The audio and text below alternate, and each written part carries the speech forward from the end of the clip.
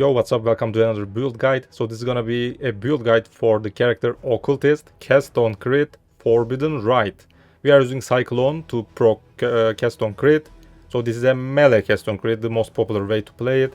So right now this build is just ridiculously powerful because Forbidden Rite is probably overtuned.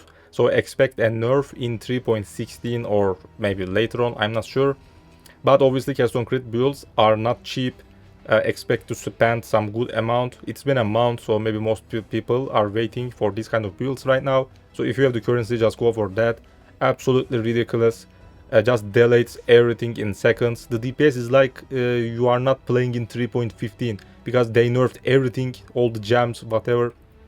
But the DPS is like you are playing in 3.14. You just delete all the endgame bosses. Just ridiculously powerful. So expect a nerf. So just play this while you can. Before going further into the video, I just wanted to mention a couple of things. So first of all, I will probably prepare some trade search links for items, so you might want to use them if you are maybe a newer player, or newer to the concept, these kind of builds, you know. So maybe they will help you. Obviously, do not follow them blindly because maybe you don't need a specific resistances or an attribute maybe, alright? You get the idea. So just use them as an example if you want, so you can just check those. The other thing is because Cast on Crit builds are very complicated and I don't want to explain the same thing on every Cast on Crit build video. So here are two things. First of all, I also prepared a written guide for this build and I explained how Cast on Crit works on that written guide. So I advise you to read that. I don't want to explain everything here because it is long and maybe frustrating. So if you read it, it is probably better for you to understand. Because Cast on Crit builds requires lots of planning and calculations. So something like crit strike chance, attack speed caps, cooldown breakpoints. If you fail at any point, you will just lose millions of DPS. I also made a Cast on Crit build in previous league, Ultimatum, and there's an Ice Nova guide, Templar, Inquisitor. I actually explained how Cast on Crit works in that video's first part. So you can also go and watch that because it is very complicated and detailed. So that's why I'm not gonna do that in this video. So long story short, you need at least 14 or 52 cooldown obviously to make it work, because going for higher cooldown rate actually provides more procs for your skill, which is Forbidden Rite for this build. So for 14 cooldown, you might want to be around 7 to 7.57 attack speed. So make sure you have at least 7 attacks per second. I obviously went for 52 because that is the best thing to do, but it is way more expensive. So you want at least 10 attack speed, but not above 10.1 attack speed. So if you are not sure how these work, just go and read that guide. The link is obviously gonna be in the description. Or if you want to listen to me, just go and watch the Ice Nova guide's first part. So let's just continue with the rest of the build. So first of all, the character is obviously an Occultist, as the title says, because she has good synergy with Chaos skills. Minus Chaos resistances to nearby enemies, good DPS, Withering presents more Chaos damage.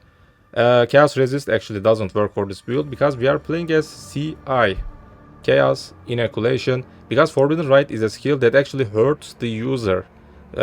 If you play Chaos Inoculation, because you are immune to chaos damage, you don't get hit at all, so we just bypass that. That's why I am playing CI. Obviously we are playing Energy Shield build. Withering presents also withers nearby enemies. We also use a Wither totem setup. So Wither is a spell normally that applies Wither stacks that can go up to 15 stacks, and each stack increases the damage, the chaos damage the enemies take. So that's actually a more multiplier and will result in millions of DPS. So Occultist also helps to stack that faster, but obviously your main source of Wither is Wither totems and Withering step. So before entering a boss, just press those totems near the boss. Don't put them very close, otherwise the boss might melee the totems and just one shot. The most obvious example is actually Al-Hezmin, the hunter. He just used his daggers and bam, the totems are dead. So make sure that you put the totems like maybe 5 meters away, alright, because they have a good range actually. Then press Withering Step, go into the boss, start cycloning, bam, the boss is dead instantly anyways because the build is just ridiculously powerful. While Bastion, the main purpose for this is cannot be stunned if you have energy shield, so you have to fix that stun avoid problem if you don't want to use Wild Bastion. The hardest thing to do is actually to get harvest crafts from other players in TFT Discord, the Forbidden Throw Discord.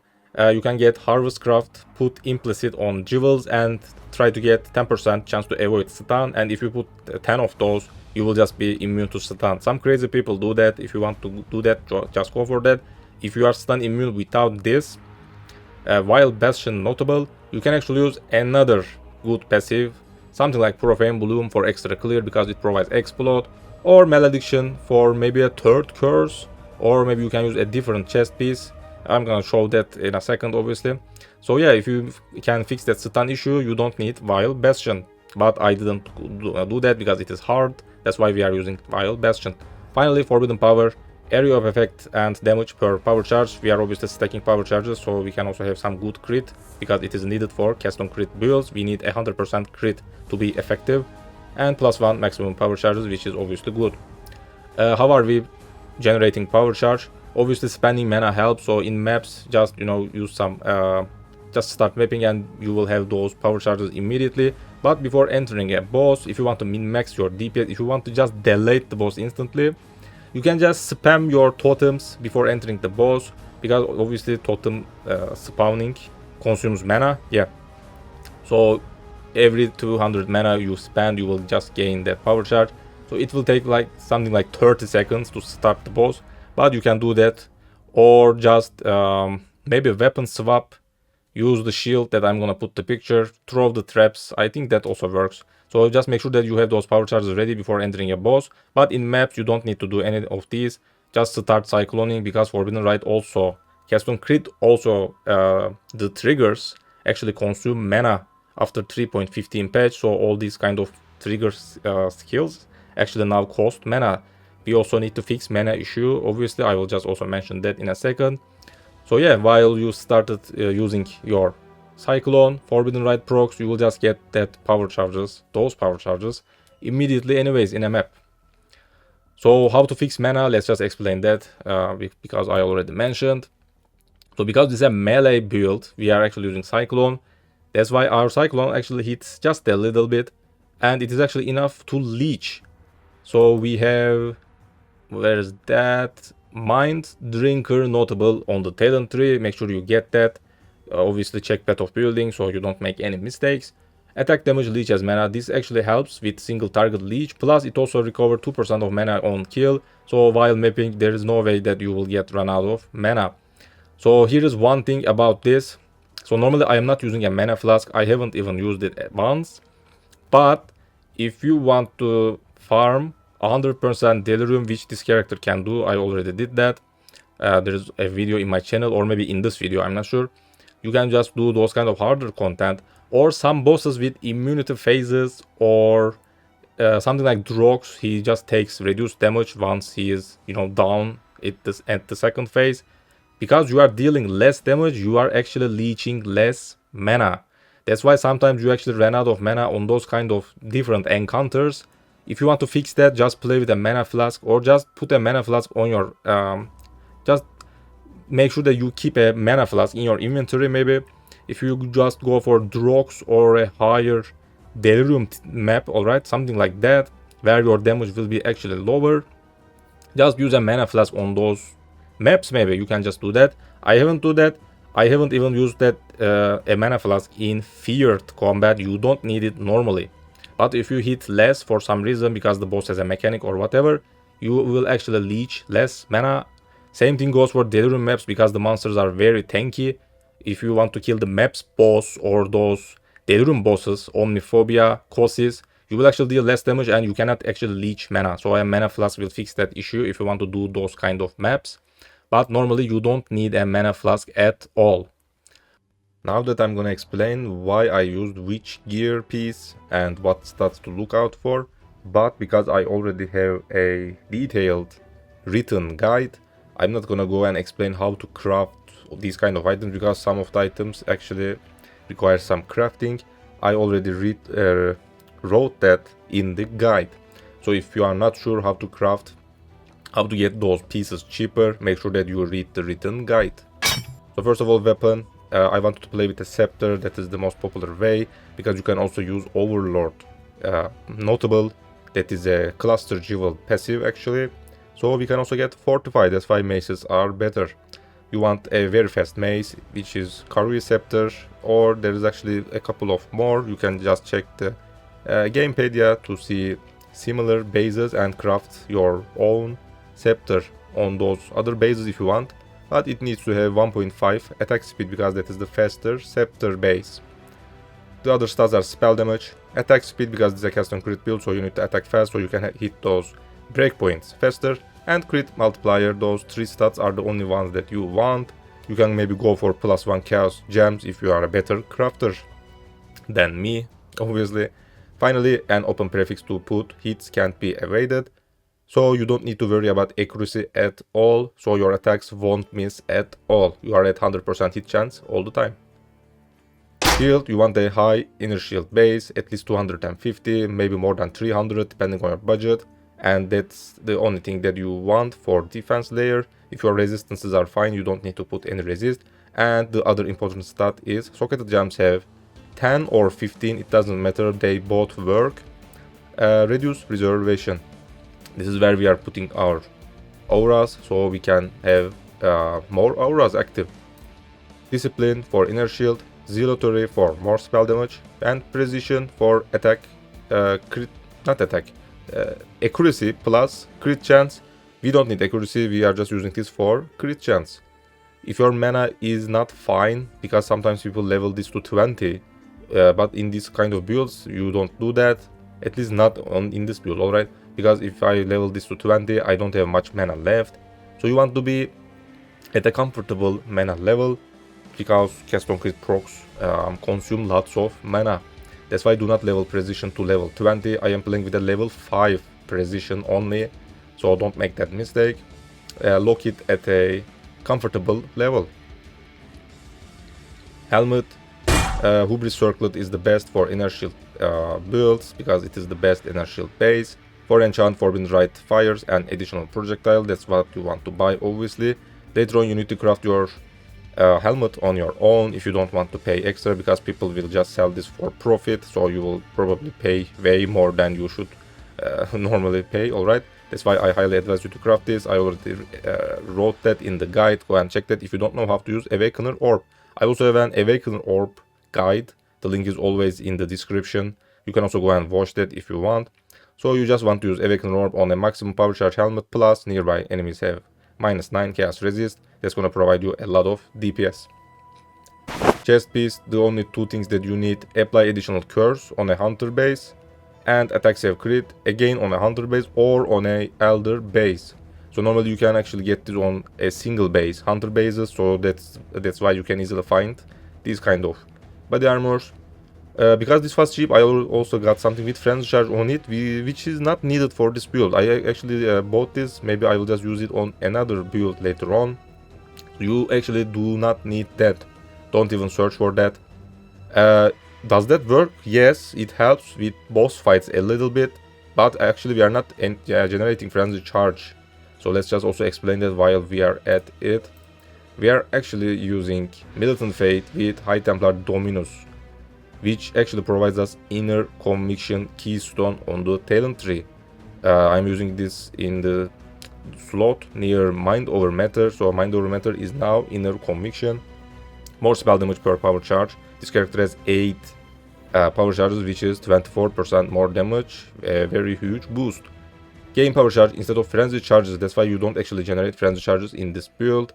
So this only helps to generate those power charges faster at a boss fight. You can already generate your charges once you started attacking with the procs. Once you spend 200 mana, you will just get those charges slowly, let's say. So you don't actually need this kind of chest with frenzy normally. But it helps a little bit. If you want to invest further, just go and buy that, but you don't need that. Just get a chest with curse plus attack crit and with some decent energy shield. Gloves.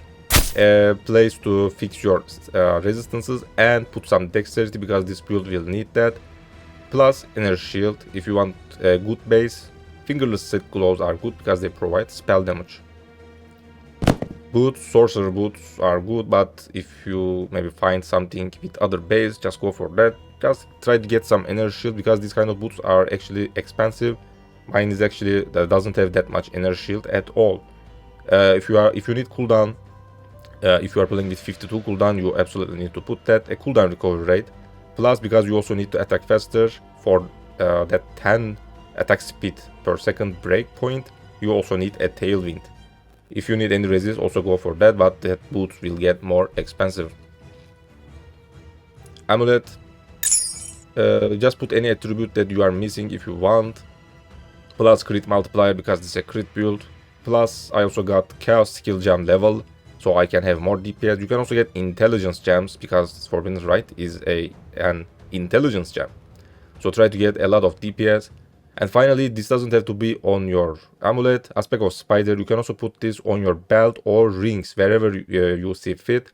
So don't forget to put Aspect of Spider on any of your jewelry. That is the best place to put actually. But yeah, just craft that on a suffix. That is what you should do. You need to buy the beast. Maybe I will just put the picture and do that crafting in the menagerie.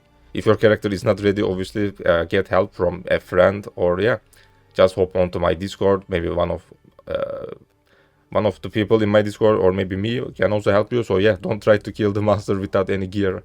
All right. Rings, straightforward. 2 curses. One is Despair, one is Assassin Mark.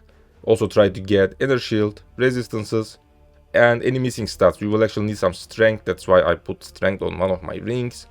And that's pretty much it. So actually one of my jewelry, only one ring, has also non-channel skills at -7. You just craft that on your own from the bench. It's a prefix. I think you need that. I actually haven't tried to play without that, but because Forbidden Rite consumes a lot of mana per trigger, this actually helps a lot. So even that -7 helps a lot. So I highly recommend you to put that on at least one of your jewelry. That's what I did. And finally a belt. Again, if you need cooldown for that 52%, just put a cooldown. And energy shield. On Crusader bases there's also maximum energy shield, so even more energy shield. Crystal belt is obviously the best for energy shield builds, and even more energy shield. If you want to invest further, spell damage during any flask effect, that's also on Crusader bases. So you can have some decent DPS plus energy shield from belt. So one important thing about this, as you noticed, cooldown is actually a crafted mode on my belt. So normally this cooldown isn't enough to hit 52. That's why I'm also using one Abyss Jewel with 3% cooldown on my talent tree, so I can hit that 52% break point. So you can actually do that because these jewels were added in 3.14, I believe, these modifiers, because cooldown was actually not a thing on jewels previously, a couple of leagues ago. So this is fresh, actually still new. So you can just hit that breakpoint by using this kind of belt with a craft modifier. So you can also go and do that because that's gonna be way cheaper, and you can actually get lots of energy shield by using this kind of belt. Alright, these were all the things that I wanted to explain. Again, there is a written guide, so the gems, maybe anything that I missed, because I don't want to make the video any longer. You just understood all the mechanics and what kind of gear to get. If you need any further assistance, go and read the written guide for more details. You can also obviously check Path of Building for gems and those kind of stuff, so it doesn't make any sense for me to explain them here. So thanks for watching, don't forget to subscribe, hit like, join my Discord if you want to chat with me and other players. There are lots of members. And I will see you later, bye bye.